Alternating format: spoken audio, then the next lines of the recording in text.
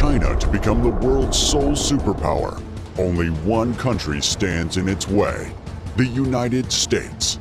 The lead ship of the U.S. Navy fleet, the $13 billion, 100,000-ton USS Gerald Ford Supercarrier, is the largest, most expensive, and most lethal aircraft carrier ever built. With the ability to host more than 75 aircraft at a time, the supercarrier packs more air power than the air forces of at least 60 different nations. Powered by 2 Bechtel A-1B nuclear reactors, the carrier can sail the world for 25 years without refueling. Therefore, it is able to sail the world multiple times over without having to stop. A ship with truly unlimited range. On the seas, the carrier is protected by an endless inventory of built-in defenses, along with an armada of 10-plus cruisers, destroyers, frigates, and submarines. USS Gerald Ford is expected to have 9 sibling carriers just like it in its class. It is also preceded by the Nimitz class of carriers, which are of almost the same size and have similar capabilities. Without the USS Gerald Ford in the picture, they would be the largest carriers in the world. With all of these, it's quite clear that when it comes to aircraft carriers, the U.S. stands out dominantly from the rest. The country's aircraft carriers give the U.S. Navy unrivaled dominance in projecting force beyond its shores and preventing foreign fleets from getting close enough to deal damage to America. If China can sink these ships, all of these capabilities disappear, and the battlefield gets drastically leveled in China's favor. China is currently working on a fleet of weapons that could make this happen, including the fastest submarine. Imagine a submarine so fast it can outrun the torpedo meant to intercept it. And China claims to produce the fastest submarines in the world, with lasers creating tiny explosions that would propel the submarine forward at previously unheard of speeds. The South China Morning Post, a Hong Kong-based newspaper, first brought the new technology of submarine propulsion to light in April 2024. According to the Post, the process uses lasers as a form of underwater propulsion to achieve not only stealth, but super high underwater speeds that would rival jet aircraft. The concept of laser propulsion, first proposed for spacecraft in 1972, has now found its way into the depths of our oceans. In atmospheric travel, the technology is fairly straightforward and understood. The underside of an aircraft is blasted with a laser that superheats the air underneath it, creating a plasma that explodes the air and propels the craft upward. Atmospheric laser propulsion has only been tested with scale models under controlled conditions and has not resulted so far in an actual manned aircraft. Now, researchers at Harbin Engineering University propose using the same method to propel objects underwater. The process involves covering a submarine with a network of optical fibers thinner than a human hair. The fibers are then shot through with lasers powered by a 2-megawatt power source. The lasers create a plasma that vaporizes any water it comes into contact with, resulting in thrust. The vaporization also creates a shroud of bubbles the submarine can then pass through, one with much less friction than if the sub were passing through the surrounding seawater. Their innovative design involves wrapping a submarine in a web of optical fibers thinner than a human hair. These fibers, powered by a formidable 2-megawatt source, fire lasers that vaporize water on contact. The result? An impressive thrust coupled with a friction-reducing bubble shroud. We're not talking about minor improvements here. This method generates a staggering 70,000 newtons of force, rivaling the speeds of aircraft flying hundreds of miles per hour. The team, led by researcher Gu Yang, isn't shy about the potential implications. They're eyeing a major advantage for Chinese submarines and weapons, boldly claiming the possibility of faster-than-sound underwater travel combined with near-silent operation.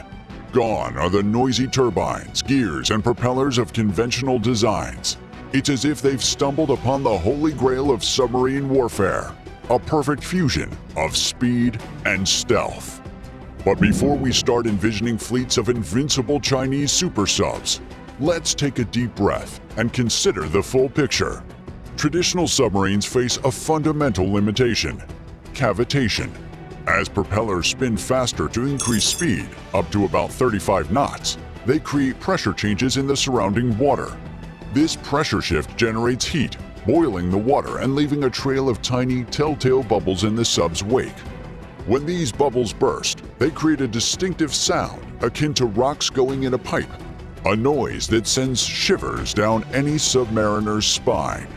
In the silent world of underwater warfare, this noise is a death sentence. Passive sonar systems which simply listen without transmitting can pick up cavitation noise with ease. The only real solution? Slow down and stay quiet. Submarines might risk higher speeds and the resulting noise in friendly waters, but they must crawl along in potentially hostile areas to avoid detection. This is where the laser propulsion method hits troubled waters. Sure, it might allow a Chinese submarine to outpace its American counterparts in the South China Sea, but it would be about as stealthy as a speedboat with loudspeakers. Everyone in the vicinity would know exactly where it stops, and anti-submarine aircraft would have a field day tracking its movements. The fact that this research is publicly available suggests that China doesn't see much military value in it. Compare this to the U.S. Air Force's handling of the F-117A Nighthawk stealth fighter in the 1980s. They kept it under wraps for nearly a decade, until leaks and a crash forced their hand. If this laser propulsion technology was truly revolutionary, you can bet the Chinese government would be keeping it classified. So, a hypothetical super sub faces a fatal flaw. It's fast, but it's loud. And in the submarine world, loud equals dead. The ideal remains a vessel that can move quickly and silently, a combination that continues to elude engineers. China, Russia, the US, all engaged in a silent race to develop faster, quieter ways to move submarines. The Carrier Strike Group. However, this submarine puts a real threat to the USS Gerald Ford Supercarrier. In case of a tense scenario in the South China Sea, where a Chinese submarine attempts to attack the USS Gerald R. Ford as part of an escalating geopolitical conflict, it would rely on its strike group's collective capabilities, using aircraft, surface ships, and submarines to detect, track, and destroy enemy submarines before they become a threat to the carrier. Phase 1. Detection of threat. Surface combatants in the CSG, like Arleigh Burke-class destroyers, equipped with advanced sonar systems such as the AN/SQS-53, and Virginia-class submarines patrolling below, are actively scanning for underwater contacts. Their sonar operators detect faint signals consistent with a submerged submarine. Moreover, the CSG is linked to the broader Surveillance Towed Array Sensor System, or SURTAS, providing long-range underwater detection capabilities. The system identifies unusual acoustic signatures emanating from the Chinese submarine's direction, so the Chinese submarine could be detected. Upon detection of suspicious underwater activity, the Carrier Strike Group immediately launches MH-60R Seahawk helicopters from the USS Gerald Ford and nearby destroyers.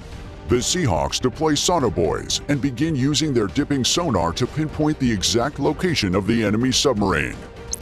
Phase 2. Response. With confirmation of the submarine's location, the CSG switches to active sonar to actively ping and track the submarine. This alerts the Chinese submarine that it has been detected, but it's too late for it to escape unnoticed. If the Chinese submarine attempts evasive maneuvers by diving deeper and releasing decoys to confuse sonar systems, or prepares to launch torpedoes or anti-ship missiles at the Gerald Ford, the countermeasures would be executed. Phase 3. Countermeasures and attack. The U.S. Navy's Virginia-class attack submarine operating covertly in the area detects the Shan-class submarine via its advanced sonar systems. Using its Mk-48 torpedoes, it locks onto the Chinese submarines and fires a salvo. Meanwhile, an Arleigh Burke-class destroyer closes in on the submarine's position, launching Mk-54 lightweight torpedoes into the water. The destroyer's advanced Aegis combat system ensures the CSG has real-time targeting data to engage effectively. The MH-60R helicopters drop additional Mk-54 torpedoes into the water to increase the odds of destroying the submarine. The CSG deploys Nixie tow decoys from destroyers and cruisers to lure away any incoming torpedoes fired by the Chinese submarine. The electronic warfare, or EW systems on the Ticonderoga-class cruiser also begin jamming signals that could guide any anti-ship missiles toward the Gerald Ford. After several minutes of intense evasion, one of the Mk-48 torpedoes fired by the Virginia-class submarine strikes the Chinese submarine. A deep, underwater explosion is detected, and the submarine's acoustic signature disappears from the sonar systems, confirming its destruction. The strike group continues to patrol and monitor the area for any additional submarines or threats. China just might have reason to be worried. At this point, who doesn't? But should the need arise, the U.S. supercarrier will be available once again to return to the region and police the war. And this time, it could do so with a groundbreaking carrier strike group. To bring it victory faster, the U.S. Navy asks that you subscribe to this channel and give this video a like. So do that now, and thanks for watching.